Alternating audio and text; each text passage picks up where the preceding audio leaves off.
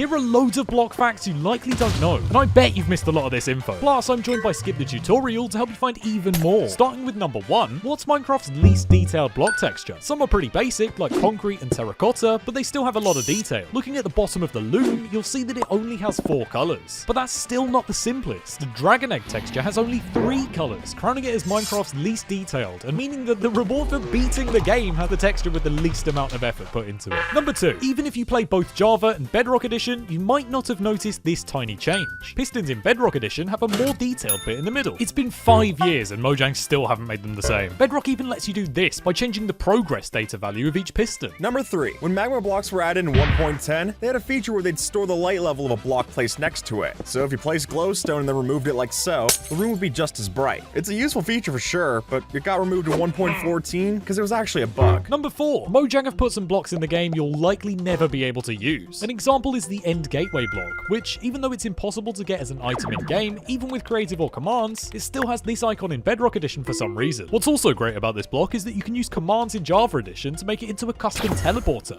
That could definitely be an evil trap. Number 5, a block is a meter in real life, meaning that a concrete block would weigh 2.4 thousand kilograms. So you'd expect an entire 1 meter cube of concrete to be blast proof. Minecraft, however, doesn't follow human rules. Concrete in Minecraft is only half as blast resistant as cocoa beans. An average cocoa pod has only about 1% the weight of a concrete cube, but Minecraft cocoa beans are almost twice as likely to survive a TNT explosion compared to a giant block of concrete. This game makes no sense sometimes. Number 6, another Minecraft quirk is that because the enchanting table is made from obsidian, it's impossible to blow up with TNT. That makes sense, but here's the weird bit. You can just mine the thing in under 4 seconds with a wooden pickaxe. This isn't even the only block like this. The beacon is made of glass and obsidian and drops when you mine it with your hand. A pickaxe doesn't even help with that one. Steve's just been at the gym a lot lately, I guess. Number 7, the Nether isn't very realistic, but the basalt deltas are similar to something that actually forms from lava in real life. You know how lava in the Nether flows faster than in the overworld? Well, real basalt is made from a type of lava that's more runny and can cool into stacks of basalt columns, just like the ones that we see in the basalt deltas, proving sometimes Mojang can really pay attention to the details. Number 8, ancient debris is a really strong block. Its blast resistance is as high as obsidian, but the weird thing is that pistons have no trouble moving ancient debris but can't push obsidian. Another weird piston fact is that they can push anvils in Java Edition, but only while they're falling. Glazed terracotta is the only type of block that can be pushed by a piston but won't stick to sticky pistons. Number 9, you can go really in depth when it comes to Minecraft banners. And if you looked at every possible banner pattern for a second each, it would take nearly double the time that the universe has existed for.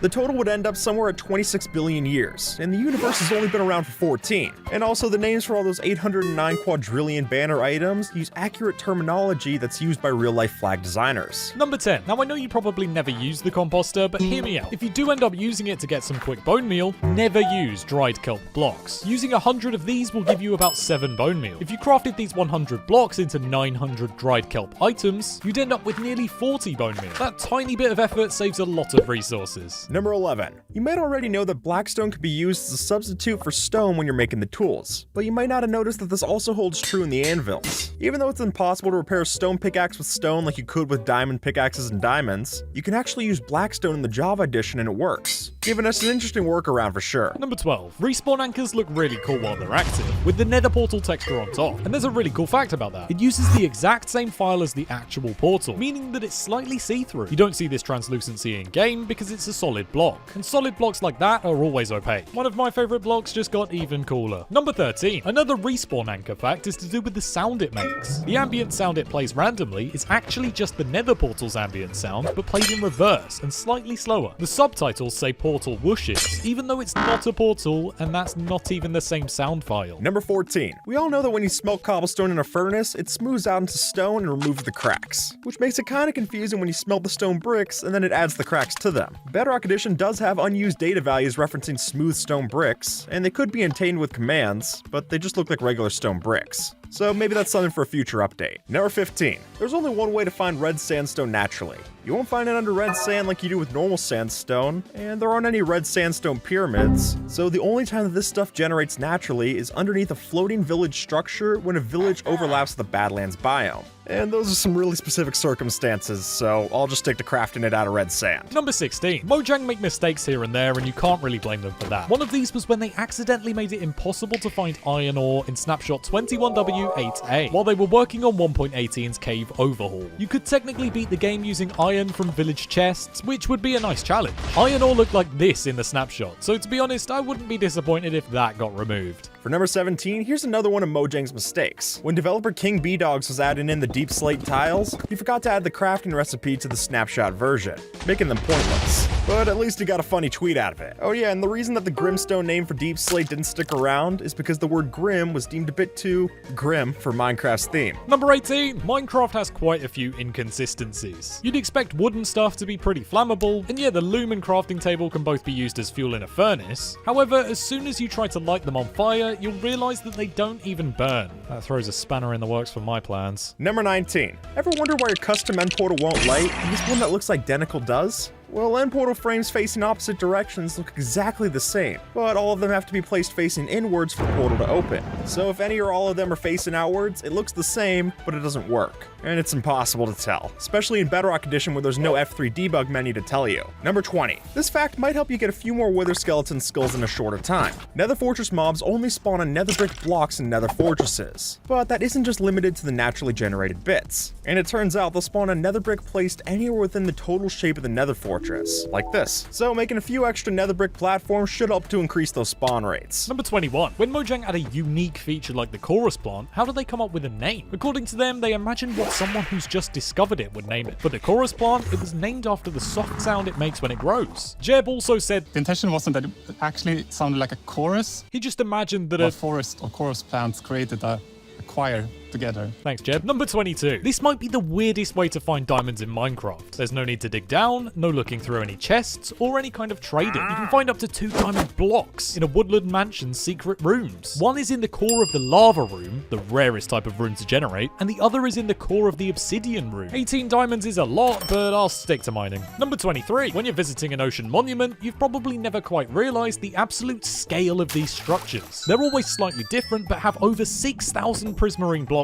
each. When you need to collect loads of sea lanterns, one monument will give you roughly 100 sea lanterns. So they're a lot harder to get than glowstone, unless you've got a farm. Number 24. If you try to jump on these slabs, you can't, because for some reason the sticky effect of honey blocks still applies through daylight detectors, carpets, and even slabs, making it seem more like a magnet than some honey. And apparently honey blocks even slow you down if you swim while touching the top. But if you're underwater and you touch the sides or the bottom of the block, it'll never slow you down. Number 25. As of 1.18, there are 108 different blocks and items that can be used as input in a furnace, and 165 fuel types. Well, 809 quadrillion if you count all the banners too. But there are only 6 types of block that can be both input and fuel, and those are the overworld logs, which make charcoal. The nether ones don't do anything. Probably don't need charcoal if you're that far into the game anyway. Number 26. Speaking of the nether, it would be weird if stuff found in the nether were flammable. Imagine the nether forest just burning down instantly. Well, when shroomlights were added, Mojang made it possible for them to catch fire from lava. Luckily, this was fixed, but it's a funny piece of Minecraft history. Number 27. Here's something you probably never realized about the bookshelf. Because the bookshelf is crammed full of books, Mojang actually had to make them catch fire 6 times more quickly than normal wooden planks. So make sure that fire aspect sword is the only fire you bring next to your enchanting room. Oh, and maybe you didn't notice this either.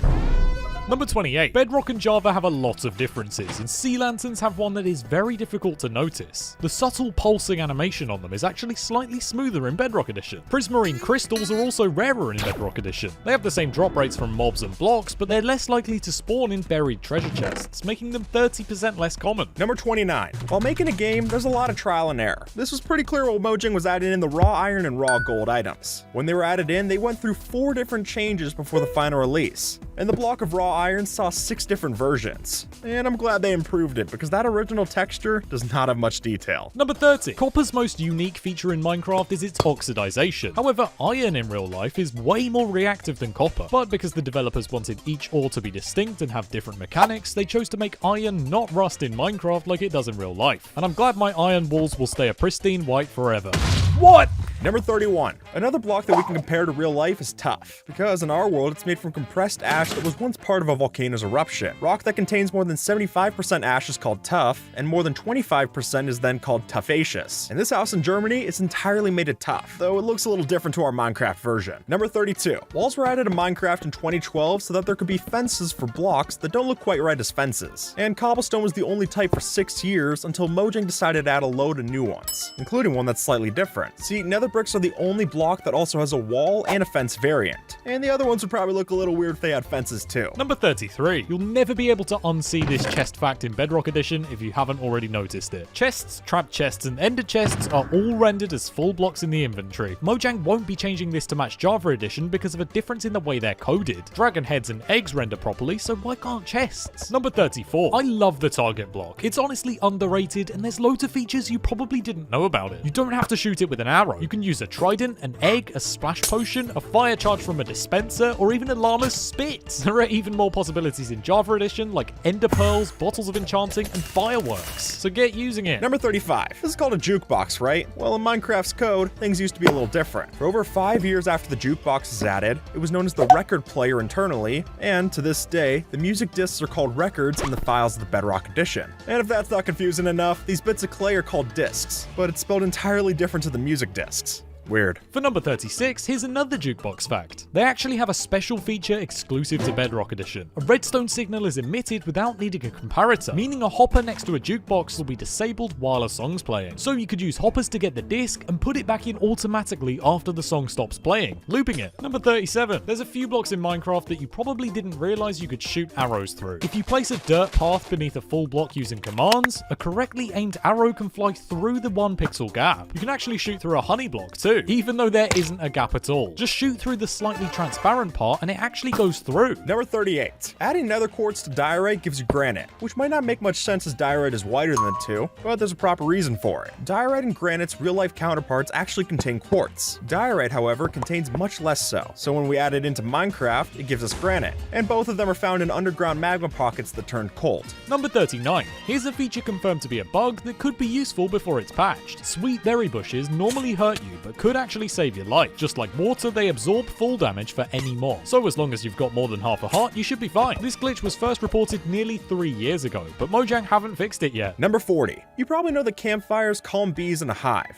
But if for some reason you want to have a campfire underneath a beehive that doesn't calm them, we can also do that. A carpet over the campfire in Bedrock Edition stops the calming effect. And honestly, that might make for a pretty cool prank. Number 41. Even though real bees make their honeycomb out of 6-sided hexagons, or rhombic dodecahedra if you want to get technical, the honeycomb items and blocks in Minecraft use square shapes. Oh, because it's Minecraft, that's clever. Number 42. Snow golems have carved pumpkins on their heads, but in Bedrock Edition, you can just place a regular pumpkin on one and call it a day. The face just magically appears somehow. It's a Christmas miracle. Number 43. Another interesting feature that pumpkins have in Bedrock Edition allows them to connect to stems that didn't even grow them. You can have a melon or a pumpkin with 4 stems connected. However, melon stems won't connect to pumpkins. That would just be too weird. Number 44. Fuel in a furnace seems to run out pretty quickly, but what's the longest amount of time you can leave a furnace running for without adding in more fuel? Lava buckets smelt 100 items, making them the best fuel in the game, but they can't be stacked. So instead, coal blocks smelt 80 items, and a stack of coal blocks can smelt for over 42 Minecraft days straight,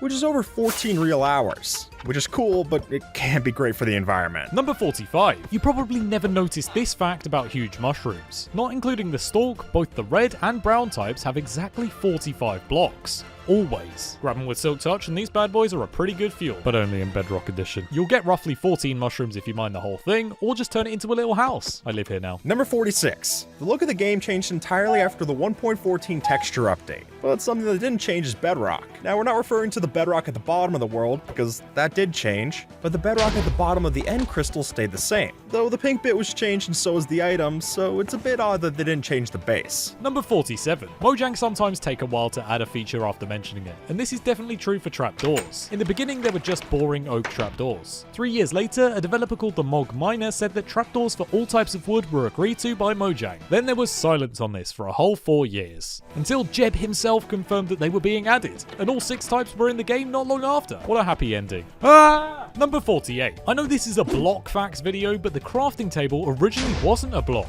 This was Mojang's first ever mock-up of the crafting menu. I can't even tell what's going on in this menu. There's just casually 3D girls in the background. Eventually hitting B on your keyboard would bring up the menu, and the only recipe at that point turned apples into arrows. Number 49. The smithing table is also one of the more interesting crafting stations, as they're the only type that can only craft one specific item. Another thing you might not have noticed about them is that none of the items on the side are real items. Only the fletching table actually has real stuff on it. Number 50. You'd expect glazed terracotta to be stronger than normal terracotta, right? I mean, you cook clay to harden it into terracotta, so cooking it again should make it even stronger. Well, glazed terracotta is actually a lot more fragile than the original stuff. Bonus fact is number 51. Picking up frosted ice from Frostwalker is normally impossible, but Silk Touch isn't entirely useless on it. Mining it normally turns it into water, just like ice. If you instead mine it with Silk Touch like so, it turns into nothing. For more blocks you might be using wrong, check out this video here. And big thanks to Skip the Tutorial for helping out.